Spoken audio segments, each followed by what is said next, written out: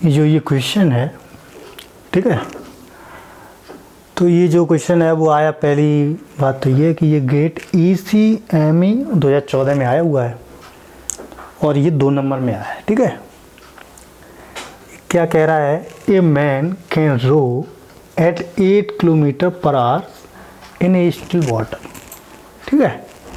तो इसका मतलब ये हुआ कि जो मैन है यानी कि जो आदमी है वो रो का मतलब है कि कोई रिवर होगी, ठीक है।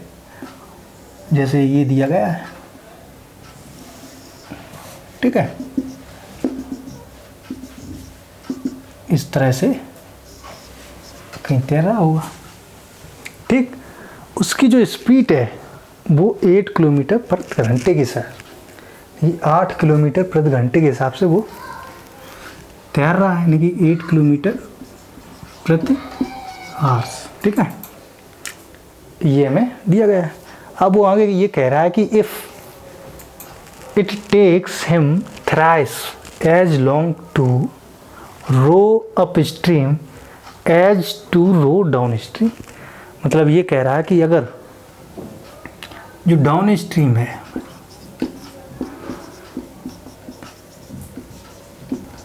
ठीक है, यहाँ लिखा है कि take him thrice as long to upstream, यानी कि 3 × अप स्ट्रीम, ये हमें दिया गया है। अब पूछ रहा है कि find the stream velocity in km/h, stream velocity निकालना है, ठीक है।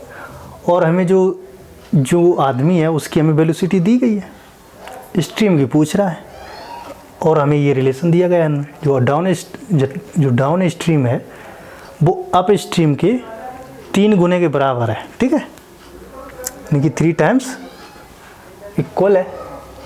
अप स्ट्रीम यानी कि डाउन स्ट्रीम है वो 3 गुने के, अप स्ट्रीम के 3 गुने के बराबर है, ठीक है, इस तरह से समझो।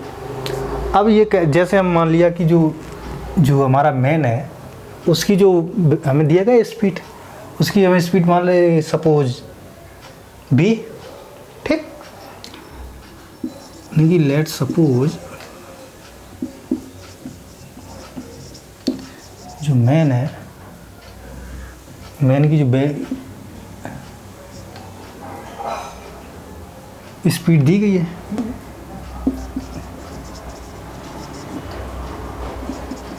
मैंने b से रिप्रेजेंट कर दिया और मैंने मान लिया कि जो स्ट्रीम वेलोसिटी है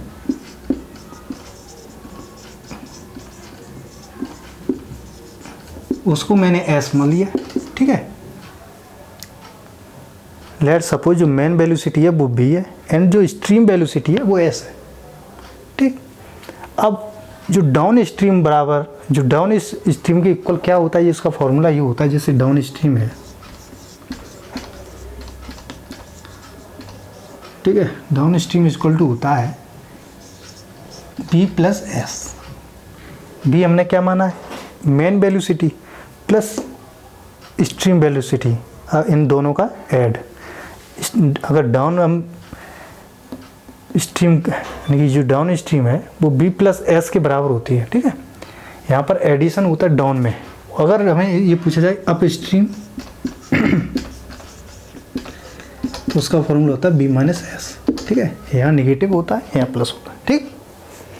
यानी कि ये जो अप स्ट्रीम है इसका मतलब ये है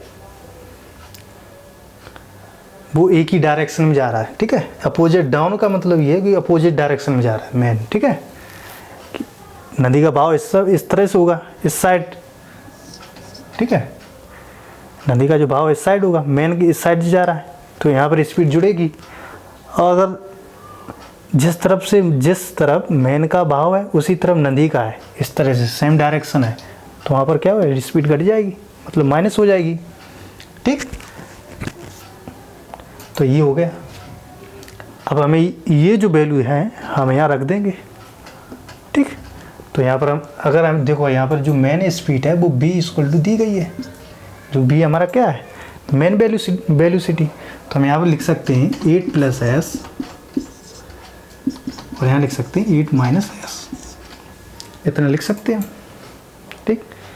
ये हमारा एस है, ये हो गया।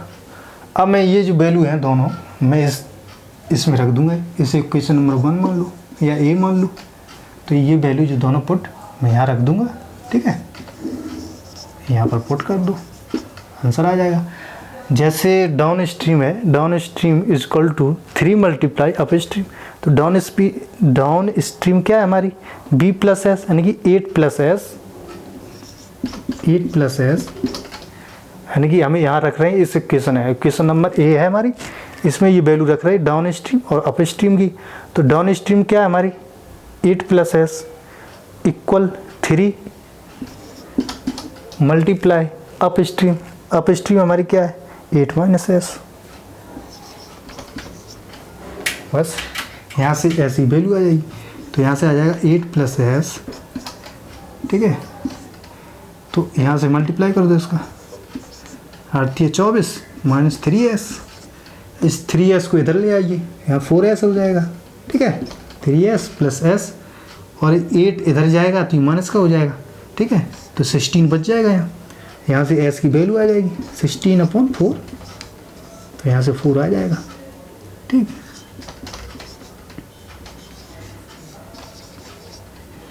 हमें दिया गया है जो इसका किलोमीटर पर आवर, ठीक है,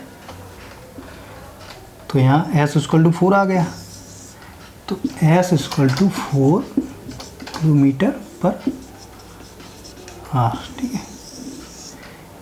ये जो स्पीड है वो हमारी स्ट्रीम S4 क्या है, हमारे S4 स्ट्रीम वेलोसिटी माना था, तो ये स्ट्रीम की वेलोसिटी आ गई, यही मुझे निकालना था, तो यही इसका आंसर हो जाएगा, ठीक है।